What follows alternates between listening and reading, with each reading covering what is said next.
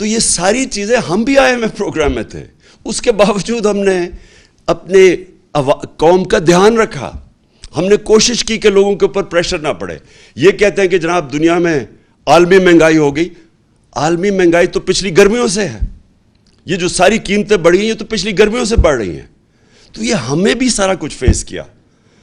کہنے کا مقصد یہ ہے کہ آج یہ کیا اتنا بڑا طوفان آیا کہ ہماری مہنگائی بھی اسمانوں پہ چلی گئی اور مزید اور جانی ہے, اور اس کے بعد جو ہماری معیشت ہے, جو نقصان ادھر ہو رہا ہے.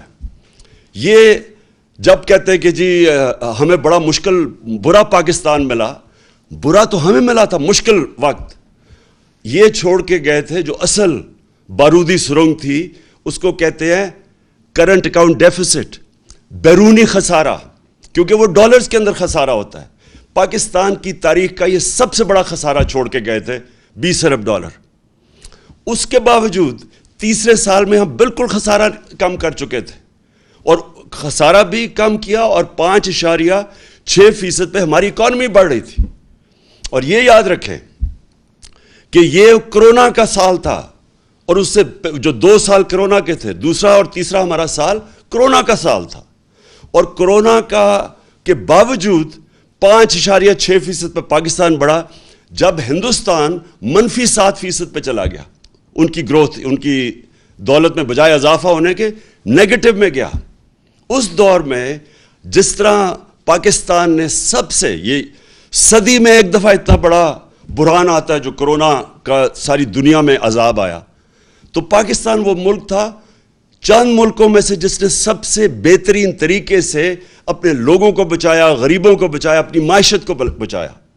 اور اس میں میں آج خاص طور پہ پھر سے, میں پہلے بھی کہہ چکا ہوں کہ میں آج خراج تحسین پیش کرنا چاہتا ہوں ہماری NCOC جو ہم نے سٹرکچر بنایا تھا, جس کو اسد عمر اس کے لیڈ کر رہے تھے, جس میں سارے پاکستان کے ادارے تھے, سب نے اپنا کام کیا, جس میں پاکستانی فوج بھی تھی.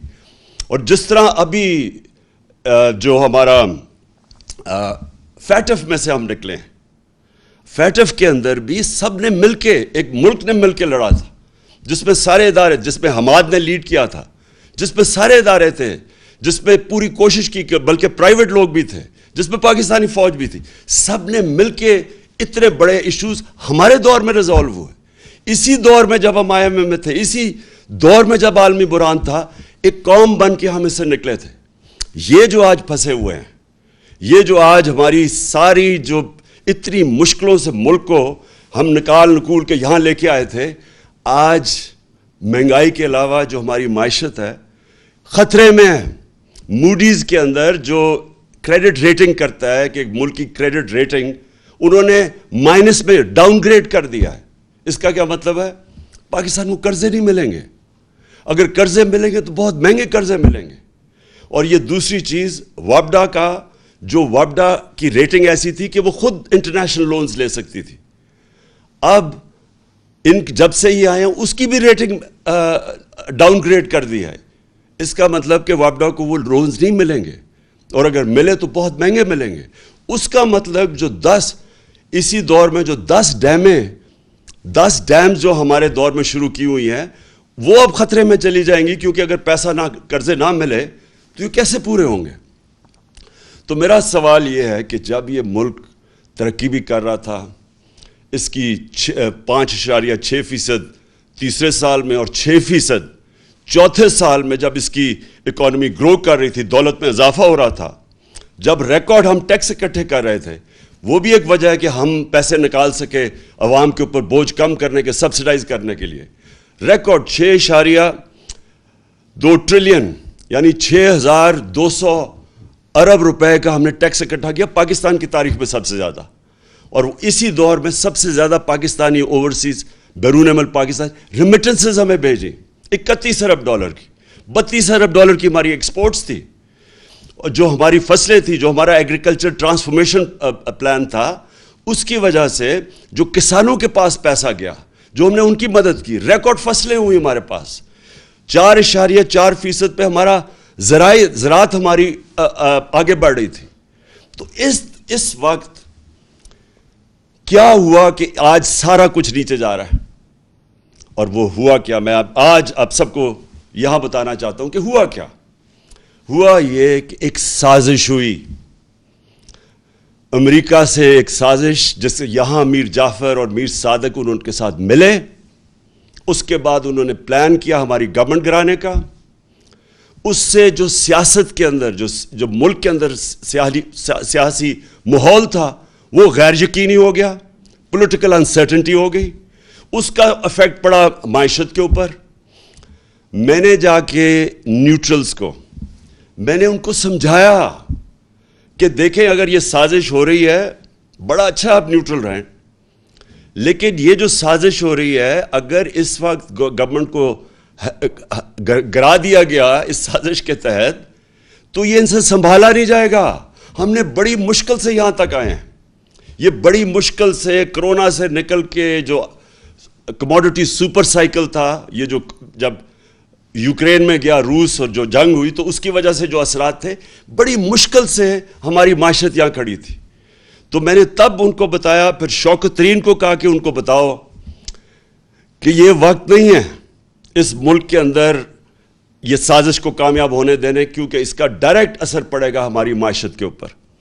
اور مجھے افسوس سے کہنا پڑتا ہے کہ وہ ٹائم تھا کہ اس سازش کو ناکام کرنے کا، کیونکہ ہمیں پتہ تھا کہ نہ ان لوگوں کے پاس قابلیت ہے، نہ ان کے پاس اہلیت ہے، اور ان کا مقصد ہی آنے کا کچھ اور ہے. ان کا مقصد اس ملک کی نہ مہنگائی کم کرنے کے لیے، نہ ان کا مقصد اس ملک کی ریفارمز کرنے کا تھا، اکانومی ٹھیک کرنے کا تھا. ان کا تو مقصد ہی کچھ اور تھا. اور وہ جو مقصد تھا، میں بڑا شکر گزار ہوں ان کے وزیر دستگیر کا، خرم دستگیر کا، جس نے ٹی وی پروگرام پہ کہہ دیا. اب اس نے کہا ہمیں تو صرف یہ تھا، اور اس نے دو چیزیں کہی. اس نے کہا ایک تو ہمیں ڈر لگا ہوا تھا کہ اگر یہ رہ گیا، اس نے ججز اور ڈال دینے تھے، اور اس نے ہمارے جتنے لیڈر تھے انہوں نے جیلوں میں چلے جانا تھا، جس میں شہباز شریف نے بھی چلے جانا تھا. تو پہلا تو میرا سوال یہ ہے کہ کیا یہاں کی عدالتیں آزاد نہیں ہیں؟ کیا یہاں کی جو عدالتیں ہیں اس میں کوئی ہماری انٹرفیرنس ہوئی ہے آج تک؟ ہم تو وہ زمانہ نہیں کہ ہم ٹیلی فون کر رہے ہیں کہ جسٹس قیوم جی ہمیں کیس میں یہ رزلٹ چاہیے. ہم نے تو سپریم کورٹ کے اوپر کبھی سوچا نہیں حملہ کرنے کا. ہم نے کسی ادارے کو آج تک ہم نے اداروں کو چلنے دیا. نیب کا ادارہ جو چلا ہے، میں بتا دوں آج کہ نیب نے کوئی 280 ارب روپیہ اپنے سارے کوئی 18 سال میں اکٹھا کیا تھا. ہمارے 3 سالوں میں انہوں نے 480 ارب روپیہ اکٹھا کیا، کیونکہ ہم نے مداخلت کسی میں نہیں کی. تو میں جو آج سوال پوچھتا ہوں کہ یہ جو خرم دستگیر نے بات کی ہے، اس سے یہ واضح ہوتا ہے کہ ان کا تو مقصد تھا ہی نہیں اور کچھ سوائے NRO 2 لینے کا. ان کا تو مقصد یہ کہ تھا. اسی لیے یہ ساری جدوجہد تھی. 3.5 سال سے یہ بار بار جو بلیک میل مجھے کیا جا رہا تھا، یہ تو صرف چاہتے تھے NRO، دوسرا NRO. یاد رکھیے ان کو پہلا NRO مل چکا ہے. ان کو ملا، جنرل مشرف نے NRO دیا، جو ساری ان کے کرپشن کیسز تھے. 2 دفعہ ان کی حکومتیں گئی کرپشن پہ 90 کی دہائی میں. تو جو سارے ان کے کرپشن کے کیسز تھے وہ سب جنرل مشرف نے معاف کر دیے تھے. یہ جو ہے یہ NRO 2 ہے. یہ انہوں نے 10 سالوں میں جو چوری کی تھی، یہ 95% جو کیسز ہیں یہ سارے ان کے دور کے ہیں. یہ ان کے جو 10 سال تھے ان کے دور کے کیسز بنے ہوئے ہیں. اور اب انہوں نے کیا کیا؟ انہوں نے جو قانون لے کے آئے ہیں نیب کی امینڈمنٹس کا، میں آج آپ ساری قوم کو یہ بتانا چاہتا ہوں. انہوں نے جو نیب کا امینڈمنٹ قانون لے کے آئے ہیں، اور یہی قانون انہوں نے کوشش کی تھی جب ہم فیٹف کی لیجسلیشن اسمبلی سے پاس کر رہے تھے، اور ہمارا مقصد یہ تھا کہ فیٹف سی گرے لسٹ سے نکلیں، جو ان کی وجہ سے ہم گرے لسٹ پہ تھے. تو جب ہم نے فیٹف کا قانون پاس کیا تو انہوں نے تب کوشش کی، بلیک میل کیا کہ ہم فیٹف کے لیے تب ووٹ دیں گے جب آپ ہمیں NRO دیں گے اور یہ نیب کے اندر چینجز لے کے آئیں گے. تب آپ کو پتا ہونا چاہیے انہوں نے واک آؤٹ کر دیا. انہوں نے فیٹف کی لیجسلیشن نہیں پاس کی تھی، یہ باہر چلے گئے تھے. تو ان کے بغیر ہم نے فیٹف کی لیجسلیشن پاس کی، جس کی وجہ سے آج انشاءاللہ پاکستان نکل جائے گا گرے لسٹ سے. تو ان کا صرف مقصد NRO2 تھا. اور انہوں نے کیا کیا ہے؟ انہوں نے اب جو چینجز لے کے آئے ہیں, ساری قوم کو پتہ چلنا چاہیے کہ 1200 ارب روپے کے کرپشن کے کیسز کل جب یہ قانون بنے گا ان کے کیسز ختم ہو جائیں گے. اس ملک کا 1200 ارب روپیہ جو چوری کیا ہوا تھا ان سروں کے ناموں پہ, وہ سارا ختم ہو جائے گا. اب یہ NRO2 مل جائے گا ان کو کل. اب سوال یہ ہے کہ یہ جب کہتے کہ جی ہم بے بس ہیں, میرا ان سے سوال یہ ہے کہ اگر آپ سنسیئر ہیں اس ملک سے تو کیا آپ کو یہ جو 1200 ارب ہے اس میں سے اگر آپ یہ معاف کروا رہے ہیں, سوچیں یہ اس کا 400 ارب آ جائے تو ہم پھر بجلی کی قیمت نیچے لا سکتے ہیں. اور پھر میں ان سے سوال پوچھتا ہوں کہ جب ہم نے روس سے بات شروع کر دی تھی تیل کی, اگر آپ کو فکر تھی اس قوم کی اور آپ سارا وقت 3.5 سال سے مہنگائی کی بات کرتے تھے, تو اگر آپ نے مہنگائی کم کرنی تھی تو آپ نے کیوں نہیں 2 مہینے ہو گئے, کیوں نہیں آپ نے روس سے تیل کی بات کی؟ کیونکہ آپ امریکہ کے غلام ہیں, امریکہ کی اجازت نہیں ملتی.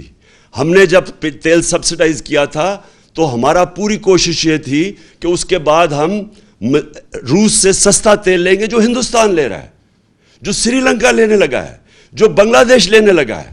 ہم نے بھی روس سے تیل لینا تھا اور اس سے پھر ہم نے لوگوں کے اوپر بوجھ نہیں آنے دینا تھا. انہوں نے بجائے وہ لینے کے روس سے تیل, کیونکہ ان کے جن کے یہ غلام ہیں ان کا حکم نہیں ہے ان کو, لہٰذا عوام کے اوپر بوجھ ڈال دیا. اصل مقصد جس کے لیے یہ آئے تھے وہ اب آپ کے سامنے آ گیا. NRO انہوں نے لینا تھا, NRO2 اب انہوں نے خود ہی اپنے آپ کو دے دیا ہے, اور اس سے 1200 ارب روپیہ اس قوم کا یہ ہضم کر جائیں گے. پہلے سارا پیسہ ہضم کیا NRO1 پہ, یہ دوسرا ہے اب. اور پھر جو دوسرا مسئلہ یہ ہے کہ